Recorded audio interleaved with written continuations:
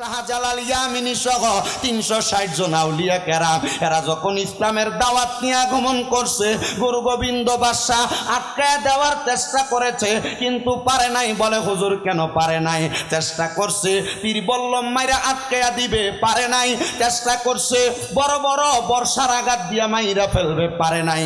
যখন বড় বড় রাজপ্রাসাদের পেছন থেকে তীর আর বল্লম মারে, শাহজালাল ইয়ামিনী বলছে আসুনি কেউ এমন মানুষ কোনদিন আসরের নামাজের সুন্নত নামাজটা কাজা করো নাই, দাঁড়ায়া যাও আযান দাও। হযরতে নাসিরউদ্দিন সিপাসালা রহমতুল্লাহ আলাইহি দাঁড়ায়া আল্লাহু আকবরের আযান দেওয়া শুরু করছে রে বাবা। আল্লাহু আকবরের আযানের ধ্বনি দেওয়ার সাথে সাথে গুরু গোবিন্দ বাদশার রাজপ্রাসাদরা ভাঙ্গা দুরিশাত হইয়া গেছে। তাইলে বোঝা যায় মুসলমান তরবারি দিয়া যুদ্ধ করে না, মুসলমান তীর বল্লম দিয়া যুদ্ধ করে না, বোমা দিয়া যুদ্ধ করে না। মুসলমান আল্লাহু আকবরের মতো বড় তরবারি আর কোনো কিছুরে মনে করে না। এবার আপনারা বলেন আল্লাহু আকবরের ধ্বনি দিয়া আমরা সোনার বাংলা সহ সারা বিশ্বের মাজলুম মুসলমানের পক্ষে কথা বলার দরকার আছে না নাই? এই কারা কারা রাজি আছেন হাত তুলে আল্লাহরে দেখান। এবার দো তাকবীর, আল্লাহু আকবার।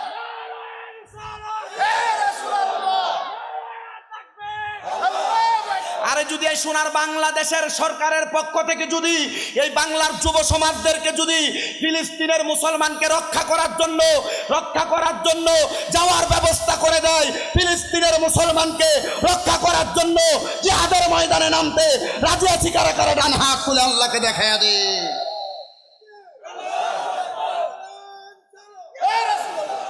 আরে একজন মুসলমান আরেকজন জালেম এর বিরুদ্ধে কথা বলবে কেন?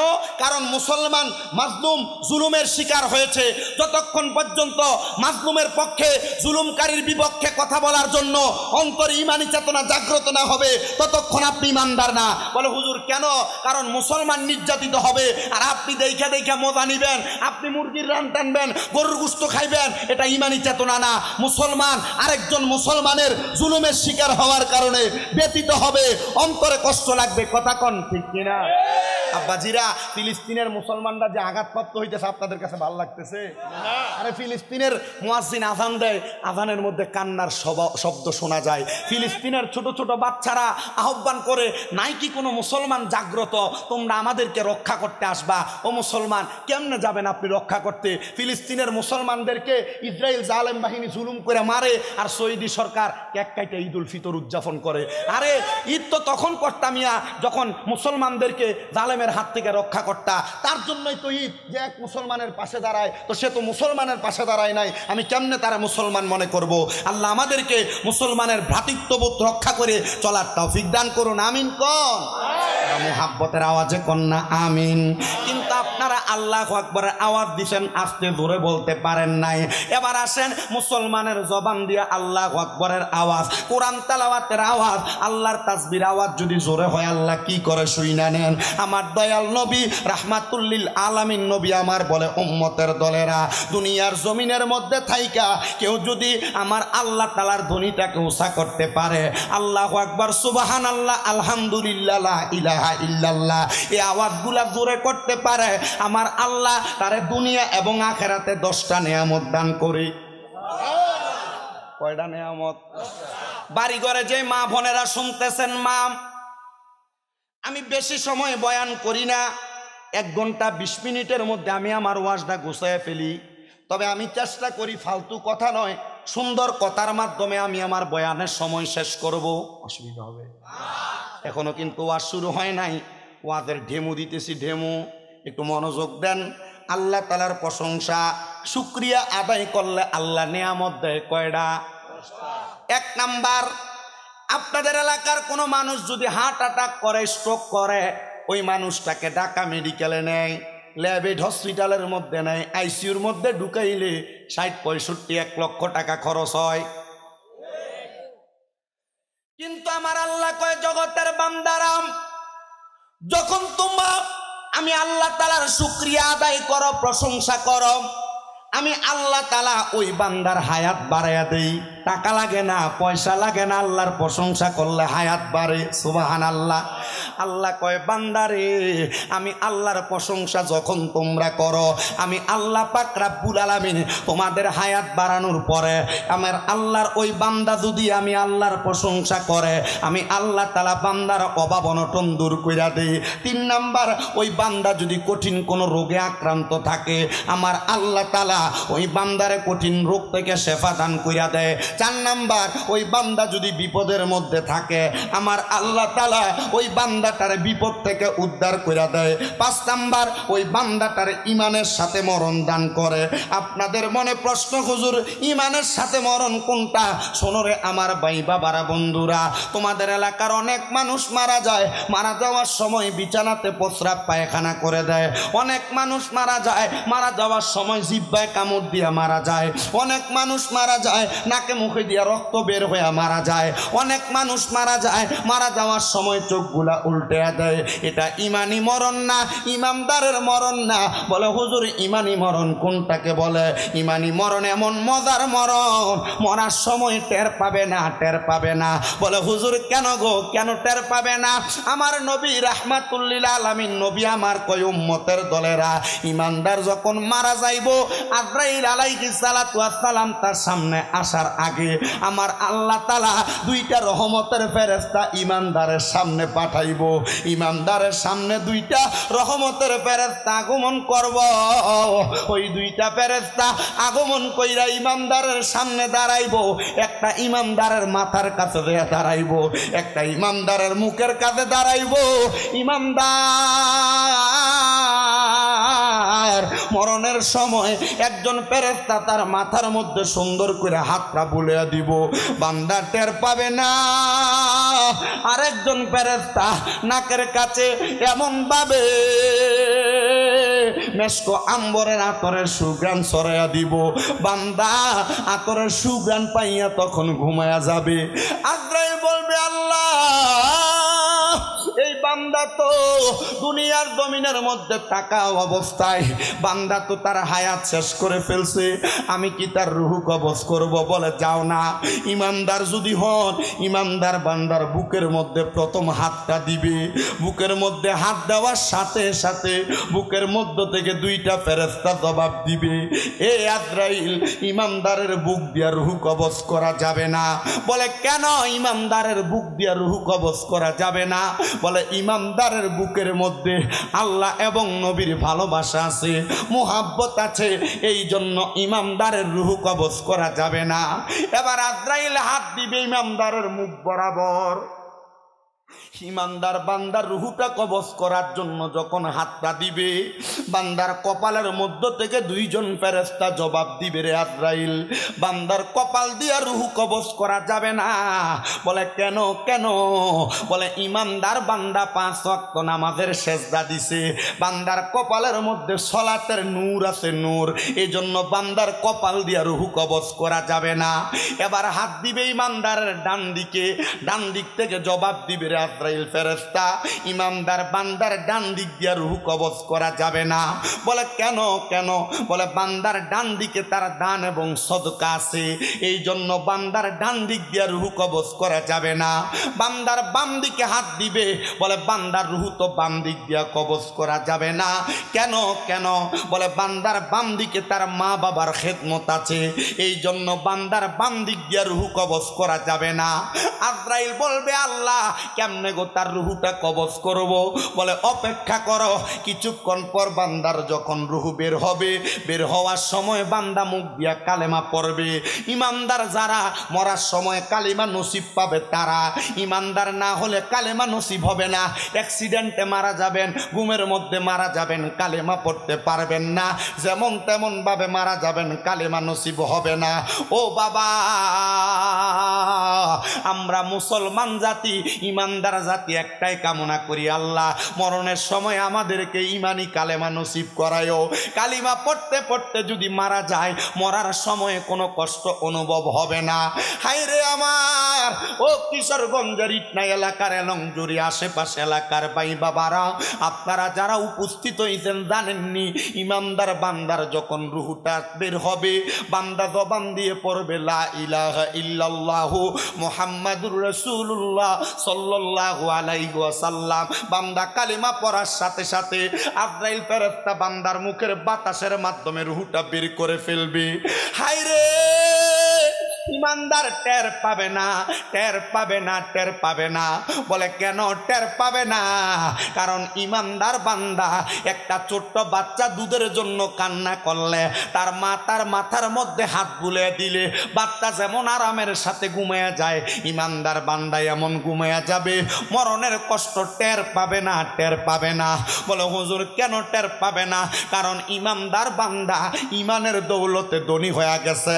দুনিয়ার সম্পদওয়ালারা টাকা পয়সা থাকলে কোনো কিছুর অভাব হয় না, ইমানের দৌলত থাকলে মরার সময় ইমান নিয়ে মরতেও কষ্ট হয় না। হায়রে ইমানদারের রুহুটা যখন কবজ করে নিয়ে যাবে, রুহুটা ডাক দিয়া বলবে রে আজরাইল আমারে কেন এত আস্তে আস্তে নিয়ে যাও, আরো তাড়াতাড়ি আমারে নিয়ে যাও না কেন রে? ও বান্দা মরার পরে কেন তাড়াতাড়ি আল্লাহর মাকামে যাইতে চাও? বলে তুমি যদি জানতা ইমানদারের জন্য আল্লাহ তাআলা কত বড় নিয়ামত রেডি করে রাখছে, তাইলে তুমি আর দেরি করতা না, আমারে তাড়াতাড়ি নিয়ে জান্নাতের নিয়ামত দেখাইতা। বলে হুজুর কারা ইমানদার? আল্লাহ কোরআনুল কারীমে কয় ইন্নাল্লাযীনা আমানু ওয়া আমিলুস সালিহাতি উলাইকা হুম খায়রুল বারিয়া। আল্লাহ কয় নিশ্চয়ই যারা ঈমান আনে, নেক আমল করে তারা হইল সবচাইতে উত্তম মানুষ, ভালো মানুষ। আল্লাহ তারা যে ভালো মানুষ, তারা যে ইমানদার, তাদেরকে আপনি কি পুরস্কার দিবেন? কয় ইমানদারের রূহটা কবজ কইরা ফেরেশতারা যখন আসমানের দিকে নিয়ে যাবে, আসমানের রহমতের ফেরেশতারা আহলান ওয়া সাহালান মারহাবান দুয়ুফুর রহমান বলে বলে বান্দারে স্বাগতম জানাইবো। স্বাগতম জানায়া ইমানদার বান্দাকে উপরের দিকে নিয়ে যাবে। ফেরেশতা আজরাইল আলাইহিস সালাতু ওয়াস সালাম এবং জিবরাইল আলাইহিস সালাতু ওয়াস সালামের হাদিসে জিবরাইল পড়া দেখলাম ইমানদার বান্দার রূহটা আজরাইল ফেরেশতার হাতের মধ্যে থাকবে না, বাইন্না যেমন ভাবে পিছলে পিছলে পড়া যায়, ইমানদারের রূহটা আজরাইলের হাত থেকে এমন ভাবে সরে যাবে। বলে কেন কেন? আজরাইল বলবে আল্লাহ যাহাবাল ফিদ্দাত স্বর্ণ রূপার দুইটা পেয়ালা নিলাম জান্নাত থেকে, ইমানদারের রূহটা রাখার জন্য কোন জায়গায় ইমানদারের রূহ রাখা যায় না। বলে যেহেতু রাখা যায় না, আমি আল্লাহ বলছি ওয়ালা তাকুলু লিমান ইউকতালু ফি সাবিলিল্লাহি আমওয়াত বাল আহইয়াউ ওয়ালাকিন লা তাশউরুন। তোমরা এমন কথা বইলো না যে ইমানদাররা মারা যায়। আল্লাহ কয় বাল আহইয়াউন, তারা জিন্দা, ওয়ালাকিন লা তাশউরুন। ইমানদারদেরকে যারা মরা বলে তারা নির্বোধ, তারা বোকা, তারা বোঝে না। হাইরে আমার মুসলমান, হাইরে আমার ইমানদার, হাইরে আমার এই কিশোরগঞ্জের ইটনার এলংজুরি আশেপাশে এলাকার বাবারা, চিন্তা করে দেখো তুমি এমন ইমানদার হইতে পারছো কিনা। ইমানদারের রূহটা কোনো জায়গায় রাখবে না, কবরের মধ্যে আবার আমার আল্লাহ তাআলা ইমানদারের দেহের মধ্যে রূহটা ফিরিয়ে দিবে। মরবে না, মরবে না। ইমানদার বান্দা আমার আল্লাহ তাআলার ইবাদতে মশগুল থাকবে। কষ্ট হচ্ছে আমার নবীর উম্মতের দলেরা গভীর মনোযোগ দিয়ে বয়ান শ্রবণ করার চেষ্টা করবেন। ইমানদারের রূহ যখন ফিরিয়ে দেয়, এবার আমার নবী রাহমাতুল লিল আলামিন নবীর সাহাবায়ে কেরাম বলে ইয়া রাসূলুল্লাহ, নবী গো,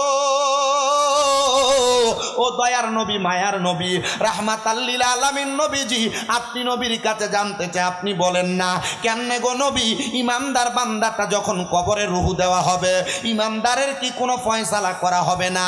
ইমানদাররে কি জান্নাত জাহান্নাম কোনো কিছু দেখানো হবে না? আমার নবী কয় ইমানদারের পুরস্কার দুনিয়ার কোনো মানুষ দিবে না, ফেরেশতা দিয়া দিবে না, কোনো নবী রাসূল দিয়া দিবে না। আমার আল্লাহ কোরআনুল কারীমের সূরা বাইয়িনার শেষ আয়াতে বলতেছে জাযাউহুম ইনদা রাব্বিহিম জান্নাতু আদনিন তাজরি মিন তাহতিহাল আনহার আল আনহারু খালিদিন ফিহা আবাদা রাদিয়াল্লাহু আনহুম ওয়া রাদু আন যালিকা লিমান খাশিয়া রাব্বা।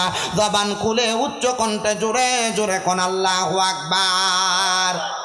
আল্লাহ পাক রব্বুল আলামিন কোরআনুল কারীমে কয় জাযাউহুম ইনদা রাব্বিহিম, আল্লাহ কয় আমি আল্লাহর পক্ষ থেকে পুরস্কৃত করা হবে, আমি আল্লাহর পক্ষ থেকে তোমাদেরকে পুরস্কার দেওয়া হবে, জাযা দেওয়া হবে। আল্লাহ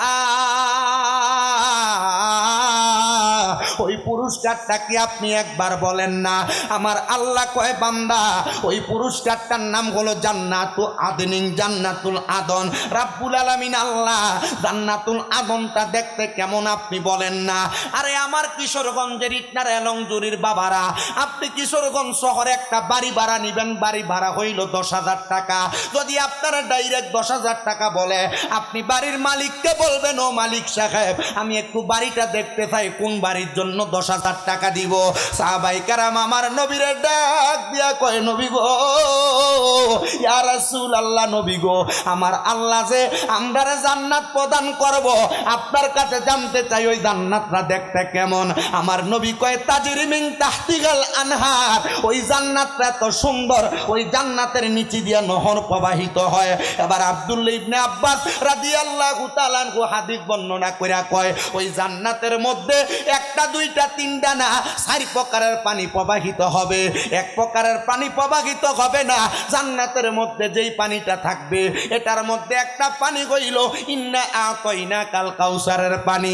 ওই কাউসারের পানি তারা পান করবে যারা ঈমানদার, যারা মুমিন, যারা ইবাদত করনেওয়ালা। 2 নাম্বার একটা পানি থাকবে, ওই পানির নাম হলো শারাবাম তাহুরা। ওই পানি তারা পান করবে যারা কোনোদিন নেশাদ্রব্য পান করে নাই, মদ খায় নাই, ইয়াবা খায় নাই, গাঁজা পেন্সিডিলের মতো নেশাদ্রব্য পান করে নাই। বাবারে, জান্নাতের শারাবাম তাহুরা পান করার জন্য তোমরা এখন থেকে হারাম খাবার খাওয়া, নেশা করা বন্ধ করো। নেশা এমন বাজে জিনিস, রহমতের নবী নিজে বলতেছে, নেশার দুর্গন্ধ যদি কোনো মানুষের মুখের মধ্যে থাকে, রহমতের ফেরেশতা তার মুখ থেকে বের হয়ে যায়, আল্লাহ রহমত তার উপরে নাজিল হওয়া বন্ধ হয়ে যায়। আমার নবী কয়, 3 ব্যক্তির 3 সময় ঈমান থাকে না। এর মধ্যে 1 নাম্বার হলো সেই ব্যক্তি যেই ব্যক্তি নেশা করে, নেশা করা শুরু করার পরে নেশা করা শেষ করার আগ পর্যন্ত তার ঈমান থাকে না। ততক্ষণ তার ঈমান ফিরে আসে না যতক্ষণ সে কালেমা পড়ে মুসলমান না হয়। বাবারে, নেশা করার কারণে যদি তোমার ঈমান চলে যায়, নেশা করার কারণে যদি তুমি বেঈমান হইয়া যাও, মরার পরে কঠিন যন্ত্রণাদায়ক শাস্তি অনুভব করা লাগবে। আল্লাহর দোহাই লাগে, ছোটখাটো কোনো নেশাও বন্ধু বান্ধবের পাল্লায় পড়ে কইরো না। এই নেশার কারণে আমার নবী তোমারে পছন্দ করবে না, ফেরেশতা তোমার সাথে থাকবে না, তোমার ঈমান থাকবে না। এবার বলেন, আল্লাহর নবীর কথা মানতে যাইয়া নেশা করব না ছাড়বো? কথা কন্যা, নেশা করব না ছাড়বো? কিন্তু আমাদের সমাজ যে নেশা করে তার লগে বন্ধুত্ব করে, যে নেশা করে তার সঙ্গে সুসম্পর্ক করে, বলে কি লেগা রে? বলে আমার লগে যদি ঝগড়া লাগে আমি একজন ডাক দিলে একজন আসবে না, কিন্তু নেশা করে লগে বন্ধুত্ব লাগলে, তার লগে একজন লাগলে তে 10টারে ফোন করে আইনা ভিড়া লাগায়। তাহলে বলেন, যারা নেশা করে তাদের ঈমান কি থাকে না চলে যায়? তাহলে নেশা করার সময় নেশাখোরের ঈমান থাকে না। আরো 2 প্রকারের ব্যক্তির ঈমান থাকে না। এর মধ্যে 2 নাম্বার হলো ওই ব্যক্তির ঈমান থাকে না, চোর যখন চুরি করে তখন তার ঈমান থাকে না। আব্বাজি, কত মানুষের ক্ষেত থেকে ভুট্টা চুরি করছ, কত মানুষের ক্ষেত থেকে তোমরা ধান চুরি করছ, কত মানুষের জাল থেকে মাছ চুরি করছ। সাবধান হইয়া যাও, চোর যখন চুরি করে তার ঈমান থাকে না। তো চুরি করার পরে তো একবারও কালেমা পড়ছ না, ঈমান আছে না গেছে এটা তুমি নিজে হিসাব করে দেখো। আর 3 নাম্বার, জিনাখোর যখন জিনা করে, ও বাবা বিয়ে করছো, করে বউ আছে, অন্য বেডির লগে সম্পর্ক করো, ও পোলাপান আল্লাহর রাস্তে দুনিয়ার জমিনের মধ্যে যারা খারাপ সম্পর্ক করো, সাবধান হইয়া যাও, এটার কারণে তোমার ঈমান থাকে না। তাহলে 3 প্রকারের ব্যক্তির ঈমান থাকে না 3 কাজের সময়। এর মধ্যে 1 নাম্বার, জিনাখোর জিনা করার সময় ঈমান থাকে না, নেশাখোর নেশা করার সময় ঈমান থাকে না, চোর চুরি করার সময় ঈমান থাকে না। এবার বলেন, এই 3 রকমের কাজ আমরা বন্ধ করার দরকার আছে না নাই? কেমনে জানি, কারো জোরে কোন আছে না নাই? ওরে বিচার হবে কর্ম অনুসারে, কঠিন হাসরে বিচার হবে কর্ম অনুসারে। বলেন, বিচার হবে কঠিন হাসরে, বিচার হবে। আপনি নেশা করবেন বিচার হবে, চুরি করবেন বিচার হবে, জিনাবে বিচার করবেন বিচার। আপনাদের দিকে ওয়াজের মাঝখানে গজল চলে, আমি চললে চালাই, যেখানে চলে না। ইয়া রাসূলুল্লাহ, নবী গো, ও দয়ার নবী রাহমাতুল লিল আলামিন নবী আপনার কাছে জানতে চাই, তাইলে আমরা যদি ইমানদার হই, তাহলে আমরা যদি নেশা না করি, জান্নাতের মধ্যে 4 রকমের পানীয়ের মধ্যে সারাবান তাহুরা 2 নাম্বার, এটা তারা পান করবে যারা কোনোদিন নেশা করে নাই। আরেকটা পানি আছে যেটার নাম হলো জান্নাতুল লাবান, মানে জান্নাতের দুধ। ইয়া রাসূলুল্লাহ নবী গো, ওই জান্নাতের দুধ কারা পান করবে? আমার নবী কয় তারা পান করবে, তারা পান করবে যারা কোনোদিন পরের হক মাইরা খায় নাই। আব্বা আগে ক্ষেতের লাইল ছিল 1 হাত 2 হাত, এটারে কুবাইতে কুবাইতে এখন হাতের বান বানাইছ। আল্লাহর কসম, কেউ যদি কারোর এমন জমি সম্পদ মাইরা থাকো, কারোর সম্পদ লুটতরাজ করে থাকো, কারোর সম্পদ পাও না তুমি বুঝাইয়া দেও নাই, টাকা হাওলাত নিয়ে বুঝাইয়া দেও নাই, আল্লাহর কসম করে বলি জান্নাতের দুধ পান করতে পারবা না, জান্নাতের দুধ পান করতে পারবা না। আমরা সমাজে ভাইসা 1000 টাকা চিনি দেন না, বিকাল বেলা দিয়া লাইতাছি, এ কথা কইয়া কত হাজার টাকা নিছে, এরপরে আর তারে খুঁজেও পাওয়া যায় না। টাকা খুঁজতে গেলে 10টা ধমক মারে, এ বেটা তোর টাকা কিলো ভাগ্য দামুগা নিয়ে এই কথা কইয়া উত্তর দেয়, এমন সৌরা আছে না নাই? তাহলে মানুষের সম্পদ মেরে খাওয়া যাবে, জমি দখল করা যাবে, ক্ষেতের লাইল কাছে ক্ষেত্রে বড় বানান যাবে না রে আব্বা, বড় সাবধান, এ ব্যাপারে বড় সাবধান। এবার আসেন 4 নাম্বারের পানি। 4 নাম্বারের পানি হলো জান্নাতের মধু। ও মায়ার নবী, ওই জান্নাতের মধু কারা পান করবে আপনি বলেন না? আমার নবী ডাক দিয়ে কয় জান্নাতের মধু তো তারা পান করবে যারা কোনোদিন দুনিয়ার জমিনে ফায়সা কথা বলে নাই, গালিগালাজ করে নাই, মিথ্যা কথা বলে নাই, তারা জান্নাতের মধু পান করবে। বন্ধু বন্ধু চলার পথে একজনের অমুকের ফুত বলে গালিগালাজ করো, ভাই ভাইয়ের সাথে চলার সময় গালিগালাজ করো, বাপ হয়ে ফুতের গালিগালাজ করো, ফুত হয়ে বাপরে গালিগালাজ করো। আব্বাজি জান্নাতের মধু যদি তোমরা পান করতে চাও, তাহলে গালিগালাজ করা বন্ধ করো, নচেত জান্নাতের মধু পান করতে পারবে না। গালি দিও না, মন্দ কথা বইল না, ফায়সা কথা বইল না। বলে হুজুর কেন? আমারে তো একজন গালি দেয়, তারে গালি না দিলে কেমন হয়? আরে আব্বা জানো, যেই ব্যক্তি তোমারে গালি দেয়, তুমি যদি তার প্রতি উত্তর না দাও, মুচকি হাসি দিয়া চলে আসো, রহমতের ফেরেশতারা তোমার পক্ষ থেকে তার গালির জবাব দিয়া দেয়। আরে নবীজির দরবারে তেমন সাহাবীও দৌড়ে আসছি, আর রাসূলুল্লাহ এই ইহুদি আমারে গালি দেয়, আমার নবী মুচকি মুচকি হাসে, নবীজির সামনে গালি দেয়, নবীজি মুচকি হাসে, তৃতীয়বার আবার গালি দেয়, নবীজি মুচকি মুচকি হাসে। কিন্তু সাহাবী প্রথমবার যখন ইহুদি গালি দেয় কোনো কথা বলে না, দ্বিতীয়বার গালি দেয় কোনো কথা বলে না, তৃতীয়বার মন্দ কথা বলার পর তার উত্তর দিয়া দিছে। আমার নবীজির সাথে সাথে নবীজির মুখ মুবারক মলিন করে ফেলছে। এবার ইহুদি যখন চলে যায়, ওই সাহাবী বলে ইয়া রাসূলুল্লাহ বুঝতে পারলাম না, সে আমারে প্রথমবার গালি দিল আপনি মুচকি হাসলেন, দ্বিতীয়বার মন্দ কথা বলল হাসলেন, তৃতীয়বার সে যখন আমারে মন্দ কথা বলল আমি তার জবাব দিলাম, আপনি আপনার মুখটা কালো করে ফেললেন। আমার নবী কয় সাহাবী, ও আমার সাহাবী শোনো গো, যখন সে তোমার গালি দেয় তার প্রতি উত্তরে ফেরেশতা তার জবাব দিয়া দেয়, তোমার আমল নামাতে তার আমল নামা থেকে আমল নামা ট্রান্সফার করে দেয়। কিন্তু যখন তুমি প্রতি উত্তর দিলা, আমল নামাতে নেক আমল আসা বন্ধ হয়ে গেছে, ফেরেশতা বিদায় হয়ে গেছে, শয়তান তোমার জড়ায়া ধরছে। সাহাবী রে মনে রাখবা, মন্দ কথা কেউ যদি বলে, যদি কোনো মানুষ ধৈর্য ধারণ কইরা তার সাদাত আঙ্গুলি দ্বারা তার কানের মধ্যে হাত দিয়া ফিরে আসতে পারে, আমার আল্লাহ তাআলার অসংখ্য ফেরেশতা ওই ব্যক্তির জন্য নাজিল হয়, তার আমল নামার মধ্যে নেক আমল লেখে। ব্যবসা করবা, গালি দিও না, কর্মচারীর সঙ্গে খারাপ ব্যবহার করো না, গালি দিও না, মন্দ কথা বইলো না, স্ত্রীকে গালি দিও না, স্ত্রীর স্বামীকে গালি দিও না, লানত দিও না। আব্বুজি তার নিচে দিয়া নদী প্রবাহিত হয়। ও নবী গো, ওই জান্নাতে আমরা কতদিন থাকবো? আবার নবীজি আল্লাহ তাআলার কুরআনুল কারীম তেলাওয়াত করে শোনায়, খালিদিনা ফিহা, ওই জান্নাতের মধ্যে চিরস্থায়ী বাসিন্দা হইয়া থাকবা। কিন্তু একটা শব্দ লাগিয়ে দিতে, আবাদা, বের হতে চাইবা না। দুনিয়ার ব্যাংকে গেলে বের হইয়া চলে আসো, এসি রুমে থাকলে বেশি ঠান্ডা, বের হইয়া চলে আসো, ভালো কোনো জায়গায় গেলে খারাপ লাগলে বের হইয়া চলে আসো। জান্নাতে তো মজা, ওই জান্নাত থেকে তোমার বের বের হইতে মন চাইবে না। হায়রে আমার বাবাজিরা, হায়রে আমার বন্ধুরা, শুধু জান্নাত থেকে তোমরা বের হইবা না। আল্লাহর নবীর সাহাবায়ে কারাম কয়, নবী গো কারা থাকবে জান্নাতে? নবী কয় রাদিয়াল্লাহু আনহুম ওয়া রাদওয়ান, যারা আমার আল্লাহরে সবচাইতে বেশি খুশি করতে পারছে আর আমার আল্লাহ যাদের প্রতি সন্তুষ্ট হইছে তারাই ওই জান্নাতের মধ্যে থাকবে। ও আমার কিশোরগঞ্জের এলংজুরির বাবারা, চিন্তা করে দেখেন আপনি যেই যেই কর্মকাণ্ড করেন আপনার কাজে আল্লাহ খুশি হয় কিনা। আপনি তো আল্লাহর প্রতি খুশি, কিন্তু আল্লাহ আপনার প্রতি খুশি কিনা এইটা যাচাই করতে গেলে আপনি ধরা খেয়া যাবেন।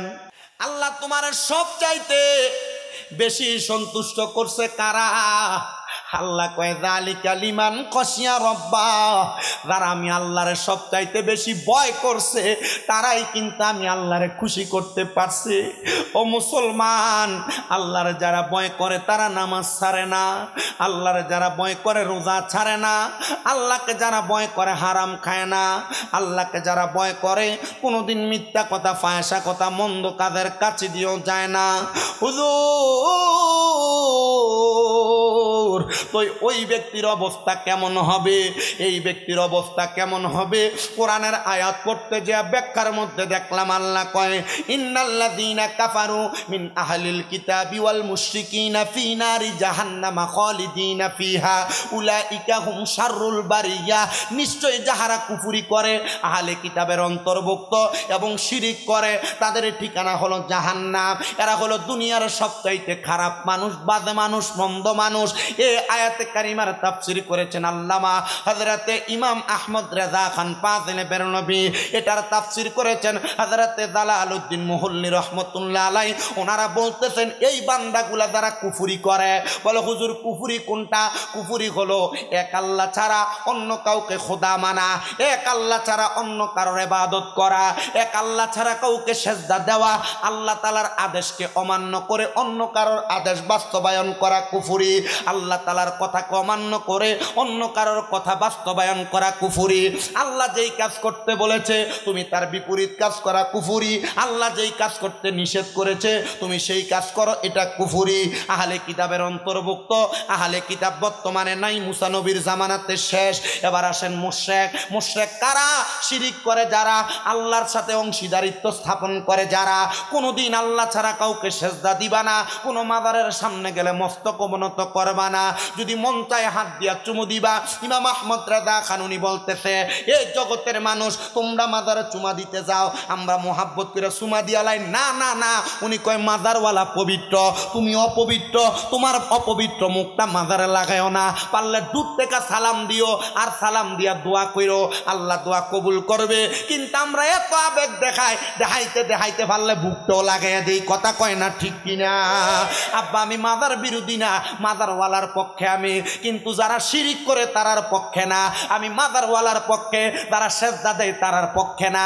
আমি মাজারওয়ালার পক্ষে, যারা মাজারে বেড়ি দিয়া গান বাজনা করে তারার পক্ষে না। আমি মাজারওয়ালার পক্ষে, যারা উরুসের নাম দিয়া মহিলা দিয়া বাউল গান করায় তারার পক্ষে না। বলে হুজুর কেন কেন কেন? কারণ মাজারওয়ালারা বেড়িয়াতে পর্দায় ঢুকাইছে, মাজারওয়ালারা ইসলামের সঠিক শিক্ষা দিছে।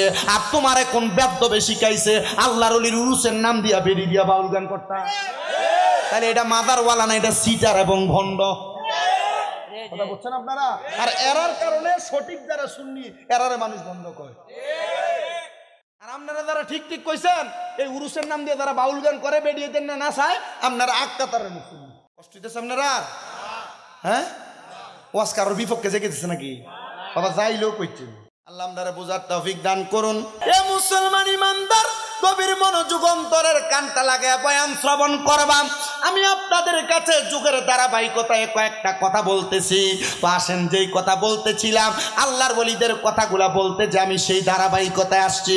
তো আল্লাহর ওলিরার এই কথাগুলা বলতে যায় আমি বেঈমানের মৃত্যুর অবস্থার কথা বলি। তো ইমানদার তো বড় মজার মতো আরামের সাথে মরল। যারা বেঈমান বেনামাজি খারাপ মানুষ তারা কেমনে মরবে একটু শুইনালো বাবারা। হুজুর কেমনে মরবো? তাদের মরার খবর আমি জানতে চাই। কোন বেঈমান বেনামাজি খারাপ মানুষ বাজে মানুষ ইন্তেকাল করার সময় আজরাইল আসার আগে তার সামনে দুইটা ফেরেশতা আসবে, কিন্তু ইমানদারের কাছে যেই ফেরেশতা আসবে বেঈমানের কাছে সেই ফেরেশতা আসবে না। ইমানদারের কাছে আসবে রহমতের ফেরেশতা, বেঈমানের কাছে আসবে আযাবের ফেরেশতা। আযাবের ফেরেশতার দুইটা চোখ হবে নীল রঙের। ওই ফেরেশতা যখন বেঈমান বান্দার সামনে আইসা দাঁড়াবে, বান্দা ভয়ে বিছানার মধ্যে প্রস্রাব পায়খানা করে দিবে। ওই বেঈমান বান্দার সামনে ফেরেশতা দুইজন আগমন করার সাথে সাথে বান্দা ভয়ে প্রস্রাব পায়খানা করে দেয়। এই জন্য আমরা সব সময় দোয়া করি, আল্লাহ যখন মরণ দিবা ইমানদার বানায়া মরণ দিও। জোরে কোন ইমানের সাথে মরণ পাইতে চাই কি চাই না? আইরে ওই ফেরেশতারা তখন তার সামনে থেকে চলে যাবে। আজরাইল আলাইহিস সালাতু ওয়াস সালাম তার সামনে চলে আসবে। কষ্ট নিয়েন না, আমি দুরূদ শরীফ জিকির আজকার করে এরপরে সালাতু সালাম দিয়ে মাহফিল শেষ করে দিব। ডাইরেক্ট ওয়াজটা করি, আপনাদের মনোযোগ যেহেতু আছে, মাঝখান দিয়ে অন্যদিকে ডাইনে বামে যাচ্ছি না, সরাসরি বয়ানটা বোঝার চেষ্টা করেন। পব করতেছি না, ডাইরেক্ট ওয়াজ করতেছি। ও মুসলমান, এবার আজরাইল যখন তার সামনে আসবে, আজরাইল তার রূহ কবজ করার জন্য তার হাতটা যখন বাড়ানোর জন্য হাতটা উঠাবে, বেঈমান বান্দা আজরাইলের সঙ্গে কথা বলার চেষ্টা করবে। রে আজরাইল, একটু সুযোগ দাও, একটু সুযোগ দাও। আমি বান্দা এখনো পর্যন্ত মৃত্যুর জন্য কোনো সামান রেডি করি নাই। ওই বান্দা কথা বলার চেষ্টা করবে, বান্দার দুই চোয়াল মানে দাঁতের মাড়িগুলার মাঝখানে জিহ্বাটা কামড় পড়ে যাবে, বান্দা কথা বলতে পারবে না, কথা বলার সুযোগ শেষ হয়ে যাবে। তখন বান্দা জিহ্বায় কামড় দিয়ে মারা যাবে। এবার বান্দা চোখের ইশারা দিয়ে আজরাইলকে বোঝানোর চেষ্টা করবে, বান্দার চোখটা উল্টে কপালমুখী হয়ে যাবে। বান্দা এমন ভাবে চোখ উল্টাইব, বান্দা বড় ভয় পাওয়া যাইব। হাই রে, এবার আজরাইল যখন বান্দার সাথে কথাও বলবে না, বান্দাও কথা বলতে পারবে না, চোখের ইশারা দিয়ে বুঝাইতে পারবে না। এবার আজরাইল বান্দার বুকের মধ্যে যখন হাতটা দিবে, বান্দার কাছে মনে হবে পৃথিবীর সবচাইতে বড় বড় পাহাড়গুলা মনে হয় বান্দার বুকের মধ্যে চাপায়া দিছে। আহারে, আজরাইলে বুকটাতে হাত দেওয়ার সাথে সাথে বান্দার ঘাড়ের রগগুলা ঠাস ঠাস করে ছিঁড়ে যাবে, পায়ের রগগুলা ঠাস ঠাস করে ছিঁড়ে যাবে, হাতের সাহারকগুলা ঠাস ঠাস করে ছিঁড়ে যাবে। রক্ত চলাচল করতে পারবে না, বান্দার নাকে মুখে দিয়া রক্ত বের হবে। কেন নাকে মুখে দিয়া রক্ত বের হয় একটা বার কি বোঝার চেষ্টা করছো? নাকে মুখে দিয়া রক্ত যখন বের হবে, ওই বান্দার রূহটা তখন বের করবে। পয়গম্বর ইদ্রিস আলাইহিস সালাতু ওয়াস সালাম কয়, একটা জীবিত বকরির ছাগল রে লটকায়া দিয়া জীবিত অবস্থায় চামড়াটা টাইনা টাইনা ছিঁড়া ফেললে ওই বকরির যত কষ্ট হয় বেঈমান বান্দার তত কষ্ট হবে। হাই রে, বেঈমান বান্দার রূহটা নিয়ে যখন আজরাইল ফেরেশতা যাবে, ডাক দিয়া বলবে, রে আজরাইল, আমারে কেন এত তাড়াতাড়ি নিয়ে যাও? তুমি যদি জানতা আল্লাহ তাআলা আমার জন্য কত কঠিন আযাবের ব্যবস্থা করছে, তাইলে তুমি আমারে এত আস্তে আস্তে নিয়ে যাইতা। না রে না, আস্তে আস্তে নিয়ে যাব না, তাড়াতাড়ি নিয়ে যাব। ফেরেশতা আজরাইলের নাকের মধ্যে এইভাবে রুমাল দিয়া চাপ দিবে, রূহটা নিয়ে প্রথম আসমানের মধ্যে যাবে। রহমতের ফেরেশতা তো থাকবে না, ফেরেশতারা ওই বেঈমান বান্দা বেনামাজি বান্দার রূহ দেইকা থু থু বলে থুতু নিক্ষেপ করবে। আজরাইল বলবে, কেন রে তার উপর থুতু দাও? সে তো মারা গেছে, তার তো এখন আর কোনো কিছু নাই। বলে, বান্দা গুনাহ করতে করতে তার রূহটা একটা দুর্গন্ধযুক্ত রূহ হয়ে গেছে, এই জন্য আমরা বান্দার দিকে থুতু দেই। আজরাইল, তুমি কেন কাপড় লাগাইলা? বলে, তোমরা যেই কারণে কাপড় লাগাইছো, বান্দার রূহটা দুর্গন্ধযুক্ত রূহ। তুমি নামাজ না পড়লে, গুনাহ করলে, খারাপ মন্দ কাজ করলে তোমার রূহতে দুর্গন্ধ তৈরি হয়ে যায়। এটা তুমি বুঝবা না, এটা বুঝবে ফেরেশতারা। এই জন্য তোমার কাছে ফেরেশতা আসে না। তুমি যে বলো তুমি দোয়া করো কবুল হয় না, হইতো কেমনে? তুমি তো নেক আমল করো না। তুমি যে বলো কত কিছু আল্লাহর কাছে চাও, আল্লাহ আমারে দেয় না, লগের তারে দেয়, পাশের বাড়িতে দেয়, দিব কেমনে? তোমার তো গুনার পরিমাণ বেশি। হাই রে, ও আমার এলংজুরি এলাকার বাবারা, আশেপাশে এলাকার মুসলমানেরা, ওই বেঈমান বান্দার রূহটা নেওয়ার পর আজরাইল ফেরেশতা উপরের দিকে যাবে, তাকে দেখবে আসমানের দরজা বন্ধ, ডাইনে বন্ধ, বামে বন্ধ, সামনে বন্ধ, পেছনে একটা দরজা খোলা। ওই দরজা হলো ফি নারি জাহান্নাম, ওই জাহান্নামের দরজা খোলা। 1 নাম্বার 2 নাম্বার 3 নাম্বার নাই। বেঈমান বেআমল বান্দার জন্য আল্লাহ তাআলা হাবিয়া নামক দুজক রেডি করে রাখছে। দুজকের মধ্যে যে দিবে এমনি এমনি দিবে না। আমরা জানি একটা মানুষকে কবরে প্রশ্ন করে মান রব্বুকা ওমান দিনুকা ওমান নাবিয়ুকা, না রে বান্দা, সবার জন্য কবরে প্রশ্ন না, সবার জন্য কবরে প্রশ্ন না, সবার জন্য কবরে প্রশ্ন না। হুজুর কেন সবার জন্য কবরে প্রশ্ন না? কারণটাও শুই না লও, কারণটাও যাই না লও, কারণটা শুই না লও। কারণ কবরের মধ্যে যাওয়ার পর বেঈমান বান্দা এটার চেহারা দেখেই বোঝা যাবে বেঈমান, ইমানদার বান্দার চেহারা দেখে বোঝা যাবে এটা ইমানদার।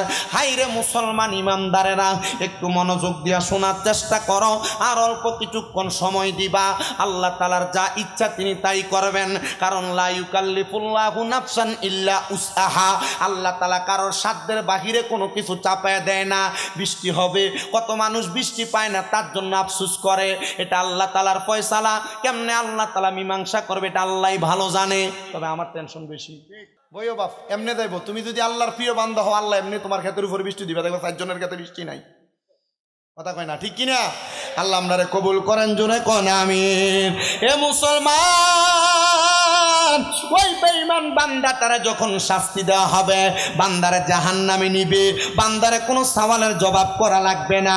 ওই বান্দাটারে সওয়ালের জবাব যেহেতু করা লাগবে না, বান্দারে ডাইরেক্ট জাহান্নামে 1 দিন 2 দিন 3 দিন না না না, সর্বনিম্ন একটা বেঈমান বেআমল বান্দা জাহান্নামের আগুনের মধ্যে 3000 বছর জ্বলবে। কিন্তু এক রকমের আগুনে জ্বলবে না। আমরা যে লাল আগুন দেখি, ওই আগুনের মধ্যে 1000 বছর জ্বালাইবো। 1000 বছর জ্বালানোর পরে জাহান্নামের আগুনরে সাদা দোয়াযুক্ত আগুন বানাইবো। ওই আগুনে 1000 বছর জ্বালায়া জাহান্নামের আগুনরে কালো দোয়াযুক্ত বানাইবো। ওই জাহান্নামের আগুনে জ্বলার পর বান্দারে দাঁড় করাইবো। এ বান্দা কি বলবা বলতে পারো? বান্দা তখন বলবে না, বলবে না, বলবে না। বান্দা তখন বলবে পানি, পানি, পানি। হুজুরকে প্রশ্ন করি, ইয়া রাসূলুল্লাহ, আপনার কাছে জানতে চাই তখন কি তারে পানি দেওয়া হবে? আমার নবী কয় দেওয়া হবে রে, কিন্তু দুনিয়ার পানি দেওয়া হবে না। মায়ার নবী গো, কোন পানি দেওয়া হবে আপনি নবী বলেন না। আমার নবী জানিয়ে দেয়, ওই বান্দাটারে একটা লোহার গরম পাত্রে, লোহার গরম মগরে আগুনের মধ্যে গরম করলে কয়লা যেমন উত্তপ্ত লাল থাকে, এমন গরম লোহার পাত্রের মধ্যে পানি দিবে, কিন্তু সাদা পানি না। বান্দারে যে পানি দিবে ওই পানি হলো তিনাতুল খাবার। ওই পানি অন্য জাহান্নামীরা রক্ত আর পুষ দিব বান্দাকে খাওয়ার জন্য। খা বান্দা, খা বান্দা, খা জাহান্নামের এই পানি খা। বান্দা কি পান করবে? বলে হ্যাঁ। বান্দা যখন পানিটা মুখে দিবে, বান্দার জিহ্বা গইলা যাবে, বান্দার পেটের নাড়ি বুড়ি গুড়া গইলা পায়খানার রাস্তা দিয়া থই থই করে নিচের দিকে পড়বে।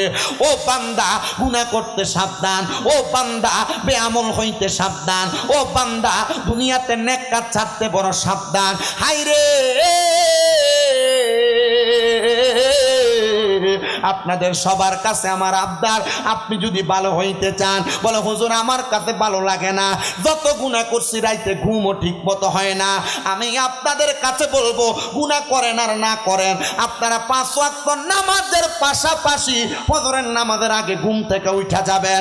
যদি জীবনের গুনাহগুলা মাফ করাইতে চান, আমার আল্লাহ তাআলা জানায়া দেয়, ওয়া মিনাল লাইলি ফাতাহাজ্জাত বিহি নাফিলাতাল লাকা আসা আইয়া বাসাকা রাব্বুকা মাকাম মাহমুদা। নবীকে বলছে আপনি রাতের কিছু অংশে তাহাজ্জুদের নামাজ পড়েন, যদি পড়েন অতি সত্বর আপনারে মাকামে মাহমুদ প্রশংসার জায়গা দান করবে। আমার নবী বলেছে, ও দুনিয়ার মানুষের দলেরা, আমার আল্লাহ বলেছে আমার উম্মত যদি তাহাজ্জুদ পড়ে, আমার উম্মতের আল্লাহ তাআলা নিয়ামত দান করবে। ও বাবা, ও আমার এলমজুরির আব্বুজিরা, আপনাদেরকে আল্লাহ তাআলা জান্নাতের নিয়ামত দান করবে। বলে হুজুর হ্যাঁ, জান্নাতের নিয়ামত পাইতে হলে গুনাহ মাফ করাইতে হবে। আমি আপনাদের সবার কাছে আবদার করি তাহাজ্জুদের নামাজ গুজার করেন, দেখবেন আমার আল্লাহ তাআলা আপনারে জান্নাতের নিয়ামত দান করবে। তো আমি আপনাদেরকে ছোট্ট একটা কারগুজারি ঘটনা বলে আমার বয়ানের রীতি টানতেছি। আল্লাহ তাআলার একজন খাস বান্দা যার নাম সুলতান মাহমুদ গজনবী রহমতুল্লাহ আলাইহি, তিনি বলেন আমি যদিও গজনবের বাদশা ছিলাম কিন্তু আমার এলাকার মধ্যে আমি ইবাদত বেশি করতাম। বলে হুজুর কেমনে করতেন? বলে 5 ওয়াক্ত নামাজ ছাড়া আমি কিছু নফল নামাজ পড়তাম। এর মধ্যে একটা হলো তাহাজ্জুদের নামাজ, একটা আওয়াবিনের নামাজ, একটা ইশরাকের নামাজ, একটা চাশতের দুহারের নামাজ, একটা সালাতুল তাসবিহ নামাজ, একটা সালাতুল খায়রের নামাজ, একটা সালাতুল ইস্তিসকার নামাজ। আমি নামাজগুলা পড়তাম। ওই তাহাজ্জুদ নামাজ পড়তে হঠাৎ একদিন আমি জাগ্রত হইলাম। আমি বের হইছি নদীর পানি দিয়া ওযু করব। বের হওয়ার পর তাকায়া দেখলাম 4 জন ব্যক্তি রাস্তা দিয়ে হাঁটতেছে। উনি মনে মনে চিন্তা করে এতদিন মনে করতাম আমি মনে হয় তাহাজ্জুদ পড়ি, এখন দেখি আমার এলাকার আরো 4 জন তাহাজ্জুদ নামাজ পড়ে। এটা বইলা উনি ওযু করতেছে আর ওই 4 জন চিন্তা করতেছে দেখরে আমরা 4 জন আইছি চুরি করবার লাগা, আর এই বেটার কত সাহসে বেটা একা আইছে চুরি করবার লাগা, তাহাজ্জুদ গুজারি মানুষ।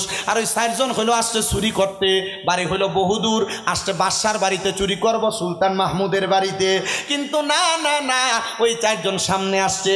সুলতান মাহমুদ গজনবী ওযু শেষ করে সামনে দাঁড়াইছে। কারা গো আপনারা? 4 জন কয় আপনার যেই কাজ আমরা সেই কাজ। ডাক দিয়া বলতেছে ঠিক আছে আপনার যেই কাজ আমরা সেই কাজ। আমি তো একা আসছি। বলে তুমি একা একা আসলা চুরি করতে? আমরা 4 জন সাহস করি না, তুমি কেমনে চুরি করবা? আসুন আমরা একসাথে চুরি করি। বাদশা কয় কিরে আমি তো তাহাজ্জুদ নামাজের কথা চিন্তা করছিলাম, আর আমারে কয় চুরি করতে। বাদশা কয় আচ্ছা তাদেরকে একটু চেক করে দেখি, পরীক্ষা করে দেখি। তারা 4 জনরে বাদশা জিগায় তো চুরি যে করবা, যা চুরি করবা ভাগ করবা কেমনে? আমরা 4 জন সমান ভাগ নেই, যার যত ক্ষমতা সে তত ভাগ পায়। বলে তোমরার ক্ষমতা কি? একজনরে ডাক দিয়া কয় তোর ক্ষমতা কি? আমি যখন কোনো বাড়িতে চুরি করতে যাই প্রথমেই তো কুকুর বাধা দেয়। কুকুর যখন কেউ কেউ ডাকে কুকুর কি কয় আমি কুকুরের ভাষা বুঝতে পাই। কয় তাইলে তোমার এই ক্ষমতা? বলে আরেকজনের ক্ষমতা কি? সে কয় আমার ক্ষমতা হইল আমি যেই কোনো ঘরের দরজার সামনে গেলে আমি ওই ঘরের দরজাটা ইশারার সাথে খুলে ফেলতে পারি। আরেকজনের দিকে তোর ক্ষমতা কি? বলে আমার ক্ষমতা আমি ঘরের মধ্যে প্রবেশ কইরা নাকের ঘ্রাণ টান দিলে কোন জায়গায় টাকা মণি মুক্তা স্বর্ণ জহুরত আমি বলতে পারি। আরেকটার জিগায় তোর ক্ষমতা কি? আমার ক্ষমতা হইল আমি রাত্রবেলা তারে দেখি দিনের বেলা তারে চিনি। আল্লাহু আকবার। বলে তোমার ক্ষমতা কি? 4 জনে জিগায় আমার ক্ষমতা হইল তোমরা তো চুরি করো, আমি ডান দিকে তাকাইলে জেল হাজত মাফ হইয়া যায়, আমি বাম দিকে তাকাইলে একটা মানুষের ফাঁসি মাফ হইয়া যায়। এরা চিন্তা করছে চুরি করলে তো জেল হাজত হইব, আনাইলে ফাঁসি হইব। আজকে বাদশার বাড়িতে চুরি করবো, জেল হাজত হইলো এটার কারণে মাফ হইব, ফাঁসি হইলো এটার কারণে মাফ হইলো, চলো চুরি করি। পুরা বাড়ির মধ্যে ঢুইকাম, যত স্বর্ণ গয়না মণিমুক্তা চুরি করবে ঢুকতেছে, কুকুর ঘেউ ঘেউ করে ডাকতেছে। বাদশা সুলতান মাহমুদ জিগায় এ কুকুর কি কইলো? কয় কুকুর বলতেছে যার বাড়ি তারে নিয়েই নাকি চুরি করতে ঢুকতেছি। কুকুর মনে হয় সারাদিন খায় না এই জন্য উল্টা পাল্টা বকে। আসলে কি উল্টা বকে না, কুকুর ভালা বকে। এজন্য বাড়ির আশেপাশে কুকুর থাকলে দৌড়াইও না, মাইরো না, পারলে খাওয়াইও, নাহলে তারে তার মতো রাইখো। মনে রাখবা মানুষ বেঈমানি করবে, কুকুর কোনোদিন বেঈমানি করবে না। সামনে গেছে, ঘরের দরজা খুলে ফেলছে, গ্রাম সুইঙ্গা সুইঙ্গা বলছে এই জায়গায় মাল আছে, সব মাল একত্রিত কইরা বাসার একটা ঘরের একটা সাইডে রাখছে। এমন টাইমে চারদিকে আজান। বাদশা কয় তাহাজ্জুদ পড়তে পারি নাই, ফরজ নামাজ তো ছাড়া যাবে না। বাদশা কয় 4 সুরে এক ঘরে ঢুকাইয়া যখন তারা মালগুলা দেখতেছে আমি দরজা মাইরা দিচ্ছি। 4 সুরের কান্না শুরু। বাদশা ফজরের নামাজটা আদায় কইরা পুরো এলাকার মধ্যে খবর দিয়া দিছে এলাকার মানুষ বাদশার বাড়িতে চুরি করতে আসছে 4 চোর, তাদের বিচার হবে, সবাই হাজির হও। তাদের কি বিচার হবে তোমাদের সামনে হবে। সুলতান মাহমুদ গজনবী রহমতুল্লাহ আলাইহি এই কথা ঘোষণা দেওয়ার পর উনি মজলিসে বসছে, সব মানুষ হাজির। কাঠগড়ার মধ্যে 4 চোরকে দাঁড় করানো হয়েছে, কিন্তু 3টা চোর চোখের পানি ফালায়া ফালায়া কান্দে, একটা মুস্কি মুস্কি হাসে। যেটা রাইতকে দেখে বাদশা জিগায় কারণ কি? এ চোর 4 জন তো একসাথে চুরি করলা, 3 জন কান্দে, তারা শাস্তির ভয়ে, তুমি কেন কান্দো না? ওই সোরা ডাক দিয়া কয় হুজুর এটা তো ইনসাফ না, রাত্রে একসাথে চুরি করলেন আর এখন আমরারে বিচার করবার লাগে আপনি কাঠগড়ায় বসছেন। ডাইনে তাকায় বামে তাকায় মাফ করে দিতেন। ওই চারজন ডাক দিয়ে বলতেছে, হুজুর আপনি চাইলে আমাদেরকে ফাঁসি দিতে পারতেন, আপনি চাইলে আমাদেরকে কঠিন শাস্তি দিতে পারতেন, কেন দেন নাই? বলে একটাই কারণ, আমি গতকালকে তোমাদেরকে সময় দিয়েছি, তোমরা আমাকে সময় দিয়েছো। চারজন চোরা একসাথে কাঠগড়ার মধ্যে সেজদায় পড়ে গেছে আর ডাক দিয়া কয়, আল্লাহ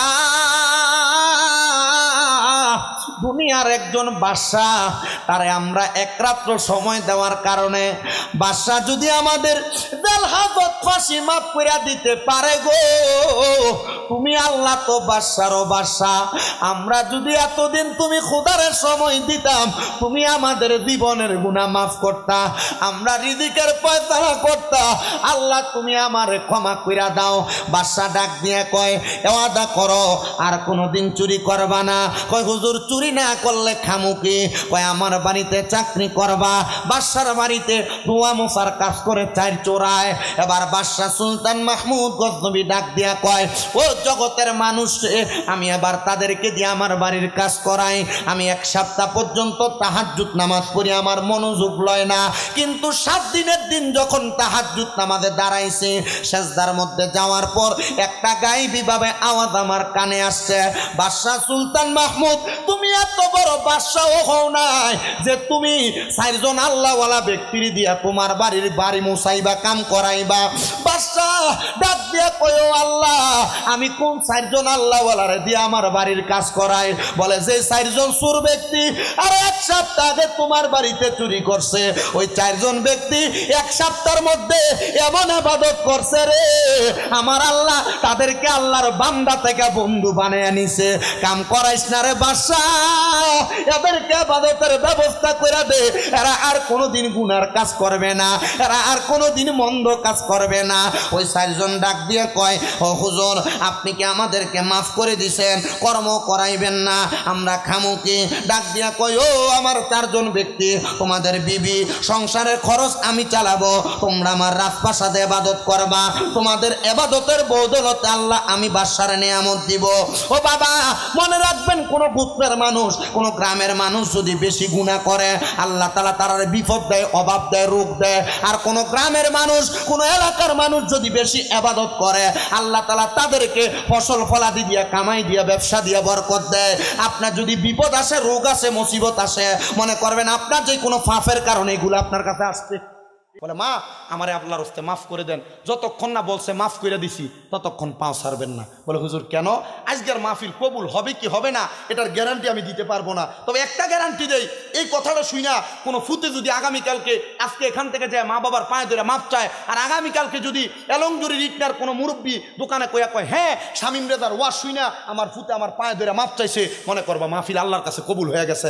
আব্বা আম্মা আব্বার পায়ে ধরলে দাম কমে না, সম্মান কমে না, ইজ্জত কমে না, আম্মা আব্বার পায়ে ধরলে আল্লাহ ওই সন্তানরে বড় বানায় দেয়। বলে হুজুর আমি কোনোদিন অন্যায় করি নাই, আমিও পায়ে ধরতাম, আমি বলবো হ্যাঁ বাবা এখান থেকে বাড়িতে যা মা বাবার পায়ে ধরে মাপ চাইবা, দেখবা আল্লাহ তাআলা কামাই রুজি, ব্যবসা বাণিজ্য সব কিছুতে বরকত দান করবে। কিন্তু অনেকে চিন্তা করে, হুজুর যারার বাড়িতে আব্বা আছে তারা বাড়িতে যে আব্বার পায়ে ধরে মাপ চাইবো, আমার তো আব্বা নাই, আমি কার পায়ে ধরে মাপ চামু? হুজুর যারার বাড়িতে মা আছে তারা বাড়িতে যে মার পায়ে ধরে মাপ চাইবো, আমার তো মা নাই, আমি কার পায়ে ধরে মাপ চামু? ও সন্তানের দলেরা, মাপ চাওয়ার তো সুযোগ নাই। আল্লাহর নবী কয়, রব্বির হামহুমা কামা রব্বায়ানি সগীরা বইলা, চোখের মণিকোঠার মধ্যে একটা সন্তান যদি চোখের মণিকোঠায় মাসির মাথা পরিমাণ পানি ছাইরা দিয়া কান্দে, আল্লাহ তার ওই পানি মাটিতে পড়ার আগে তার মা বাবার জীবনের গুনাহ মাফ করে দেয়। আব্বা আপনি কান্দেন কিনা জানি না, চিন্তা করে দেখেন তো, মা বাপ যদি বাইচা থাকতো, যদি আপনি আপনার মা বাপরে ভাত খাওয়াইতেন, যদি মা বাপরে যদি 1 কেজি আপেল কিনা মাসে মাসে খাওয়াইতেন, মাসে 1000 টাকার ফল খাওয়াইতেন না? অসুস্থ হইলে কি 1000 টাকার ওষুধ বড়ির খরচ লাগতো না? 12 মাসে 12,000 টাকা লাগতো। মা বাপের যদি ভাত খাওয়াইতেন, 12 মাসে কি আপনি প্রতি মাসে 2000 টাকা খরচ হইতো না? হইতো। 12 মাসে 24,000 টাকা খরচ হইতো।